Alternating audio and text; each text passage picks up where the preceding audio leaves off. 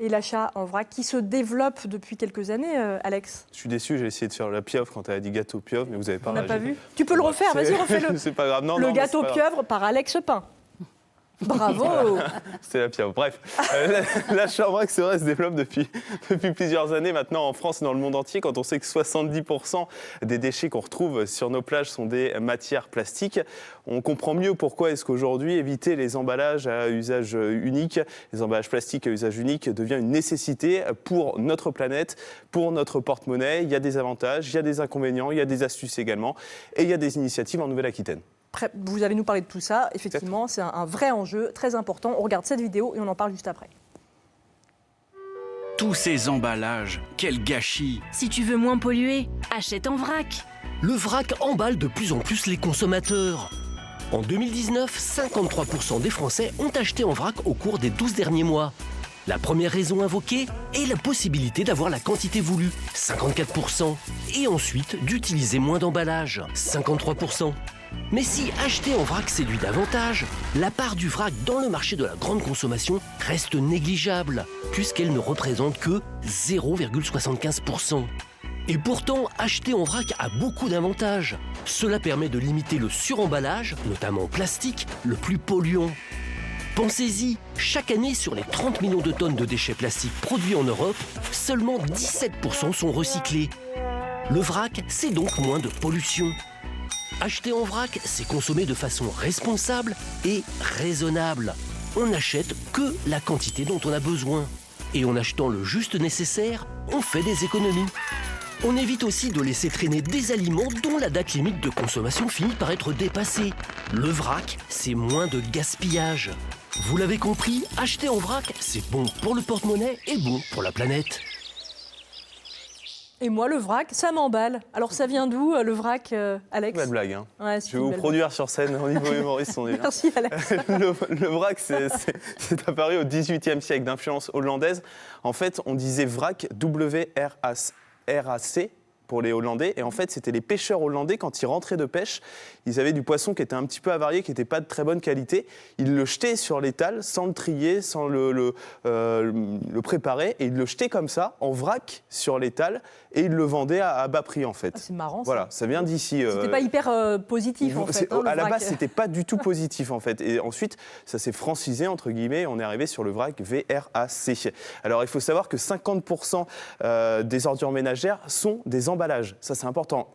Un déchet sur deux des ordures ménagères sont des emballages. En France, en 2017, le marché de l'emballage représentait 21 milliards d'euros. Il faut savoir que les numéros 1 en termes de production d'emballage, c'est l'Asie. Ils sont à peu près à 50% là aussi de production mondiale. Il existe plusieurs types d'emballages, les papiers cartons ondulés, les emballages métalliques, les emballages en verre et les emballages plastiques également. Oui. Voilà, il y a beaucoup de choses. Le vrac, ça représente quoi? C'est la mode du zéro déchet aujourd'hui. Oui, dont on parle de plus en plus. Exactement. Alors c'est un mode de vie, le zéro déchet. On va être honnête avec vous, c'est pas seulement une mode, c'est un vrai mode de vie. On se désencombre du superflu, des objets superficiels, pour revenir à un mode de vie qui est un petit peu minimaliste, entre guillemets. On va vers l'essentiel, on va vers le produit qui est un produit brut. On évite tout l'emballage, les suremballages, pour aller vers des produits bruts. Il faut savoir que 99% des ressources prélevées dans la nature sont reléguées à l'état de déchets en moins de 42 jours. Donc là aussi, si vous dire, si aujourd'hui, si on rajoute à la nourriture, les emballages, on arrive à un nombre de déchets qui est assez impressionnant. Oui, ça fait un petit peu peur. Alors, on a la question d'un téléspectateur, c'est Johnny, et vous lui répondez juste après. Soucieux du bien-être et de l'environnement, j'avais une question pour vous. Est-ce que le vrac est toujours bio? Et sinon, pourquoi? J'attends votre réponse, merci. Alors Johnny, la réponse est simple, le vrac n'est pas toujours bio. Pourquoi? Qu'est-ce que c'est la définition du bio? Le bio, c'est un produit qui est issu de l'agriculture biologique. Le mode de production agricole, on évite tout ce qui est pesticides, tout ce qui va être produits chimiques de synthèse, mais le vrac n'est pas forcément bio. Pourquoi? Parce qu'en fait, le vrac, ça peut être des produits qui sont des produits locaux, des produits qui viennent de producteurs autour de chez vous, mais qui ne sont pas forcément biologiques. Pourquoi est-ce qu'on fait cet amalgame des fois entre bio et vrac? C'est parce que le vrac, en fait, on fait du bien à la planète, comme il n'y a pas d'emballage. Le bio, on fait du bien à la planète aussi, car il n'y a pas de pesticides et de produits chimiques. Donc des fois, on fait un peu l'amalgame. Oui, et puis c'est vrai que beaucoup de magasins bio proposent ça peut être l'achat en complémentaire. vrac. En fait, c'est pas la même chose, mais c'est complètement complémentaire. En fait, voilà la réponse.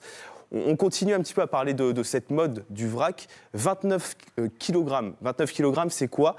C'est ce que jette en moyenne chaque Français par année de nourriture périmée. Donc là, on arrive sur les avantages du vrac. C'est un premier avantage, éviter le gaspillage. Parce que 29 kilos, ça représente quand même... Mais en quoi, quel est le rapport entre l'achat en vrac et puis tout ce qu'on gaspille? Alors on y arrive. Pourquoi est-ce que l'achat en vrac peut éviter le gaspillage? C'est qu'avec l'achat en vrac, vous n'achetez que ce dont vous avez besoin. Ah oui. En fait, des plus petites quantités. Exactement. Vous arrivez sur les quantités, uniquement les quantités que vous allez cuisiner. Vous évitez d'acheter des choses en masse, paquets, entre guillemets, des gros paquets. On prend uniquement ce qu'on veut sur du vrac. Acheter en vrac, c'est aussi manger plus sainement, manger plus frais. Parce qu'on utilise un petit peu la nourriture à flux tendu, entre guillemets. Vous achetez, là aussi, uniquement ce que vous voulez. Donc, le vrac, c'est éviter le gaspillage et c'est manger plus sainement. Ce sont des avantages. C'est également un avantage pour le porte-monnaie parce que comme vous n'achetez que ce que vous mangez, forcément, vous achetez les choses, vous achetez en moins grande quantité, vous achetez un petit peu moins cher. Et on ne gaspille pas.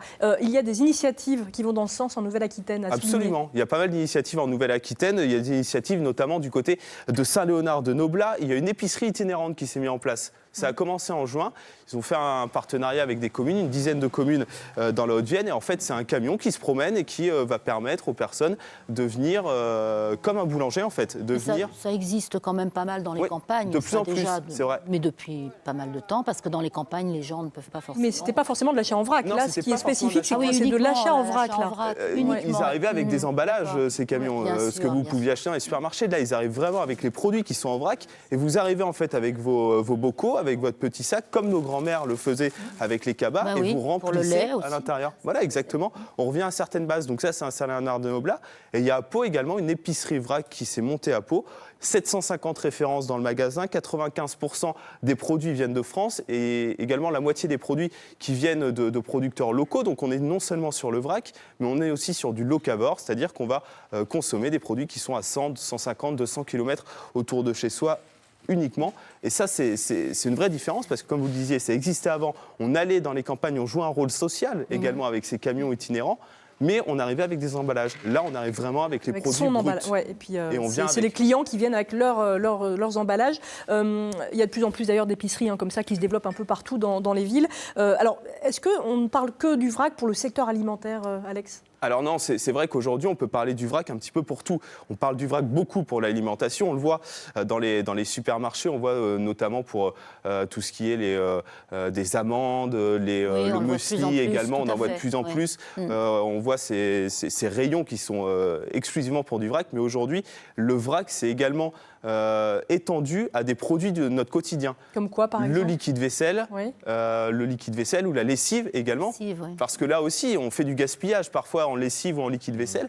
Et bien là, on va prendre uniquement ce dont on a besoin. Et on vient aussi avec son récipient et on remplit de liquide vaisselle, de lessive. Donc c'est vrai que la mode du vrac, et même sur les vêtements aujourd'hui, le vrac c'est un peu démocratisé. Et aujourd'hui, cette mode du vrac touche un petit peu tous les secteurs parce qu'on est vraiment sensibilisé à ça, ces emballages plastiques. Vous retrouvez de la lessive dans les emballages plastiques, dans les emballages de papier et carton ondulé.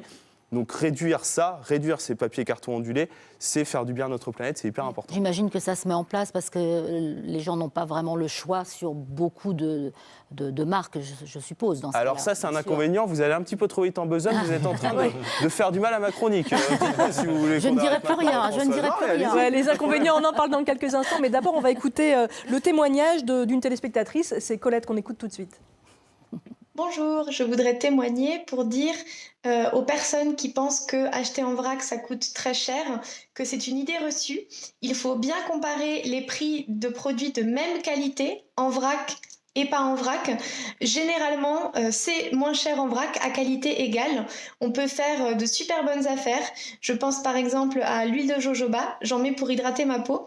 La recharge en vrac de mon flacon 50 ml me coûte 5 € de moins que si j'achetais l'huile de jojoba premier prix en magasin bio pour la même quantité. Alors Colette, on va aller dans le sens de Colette. On le disait tout à l'heure, l'avantage, faire des économies. Pourquoi faire des économies concrètement sur l'achat en vrac ? Il faut savoir que l'emballage représente jusqu'à 20% du prix total de votre produit. Donc en fait, si vous énorme, enlevez 20%. si vous enlevez l'emballage, vous enlevez 20% du prix déjà. Donc là, les part à la économies. poubelle en plus. Et ça part à la poubelle en plus. C'est vrai qu'en plus, on achète quelque chose qui sert strictement à rien.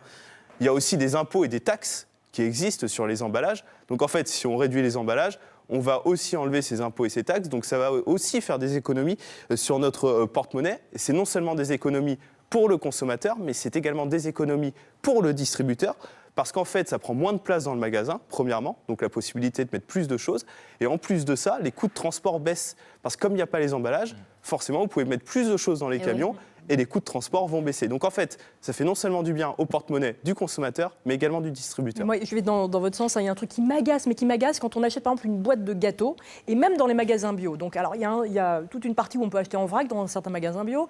Et puis il y a des paquets de gâteaux où chaque gâteau est emballé individuellement, en plastique en plus. Donc c'est pas du tout cohérent. Bref, ça c'est petit coup de gueule. Pour la fraîcheur, mais bon. Il y a quand même des inconvénients au vrac ou pas? Absolument, il y a quelques inconvénients. Le premier inconvénient, c'est parfois beaucoup de magasins mettent aujourd'hui des balances à disposition pour pouvoir peser ces aliments, justement pour prendre uniquement ce que l'on veut. C'est pas dans tous les magasins. Donc en fait, c'est quand même compliqué d'estimer, à la différence d'un emballage où il y a marqué directement dessus combien vous prenez, 1 kg de riz. C'est vrai que c'est difficile d'estimer 1 kg de riz si vous n'avez pas une balance avec vous. L'hygiène également, ça c'est un inconvénient parce que tout le monde peut toucher. Forcément, tout le monde peut toucher les aliments, que ce soit les personnes qui vont mettre en rayon ou les autres consommateurs. Ça, c'est un problème. Et enfin, le dernier problème, Françoise, vous l'avez évoqué, c'est une gamme qui est pour le moment un petit peu limitée sur les produits, mais ça va arriver petit à petit parce qu'on arrive sur le zéro déchet, on arrive sur la réduction des produits plastiques à usage unique. Donc ça va venir petit à petit, on va s'y mettre tous ensemble. Oui, patience, mais il faut s'y mettre. Voilà, c'est bon pour la planète et pour le portefeuille. Merci beaucoup, Alex, pour tous ces éléments. Si vous voulez réagir, témoigner, c'est votre émission, bien sûr. Donc vous vous emparez de l'émission, vous nous appelez au 0805 383 383 ou alors sur notre page Facebook, Ensemble, c'est mieux.